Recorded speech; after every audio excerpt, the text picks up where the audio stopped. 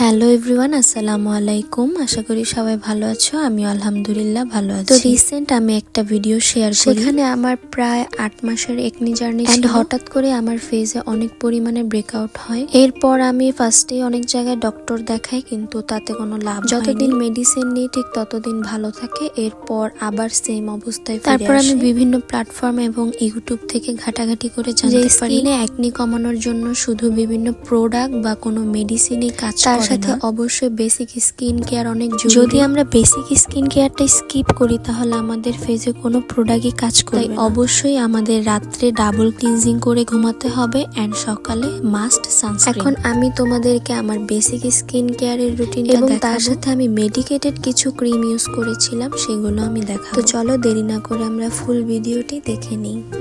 তো ফার্স্টেই আমি আমার রেগুলার ইউজ করা দুইটা ক্লিনজার দেখিয়ে নিলাম। এই দুইটার মধ্যে প্রথম যেটা আছে এটা আমি রেগুলার বেসে ইউজ করি।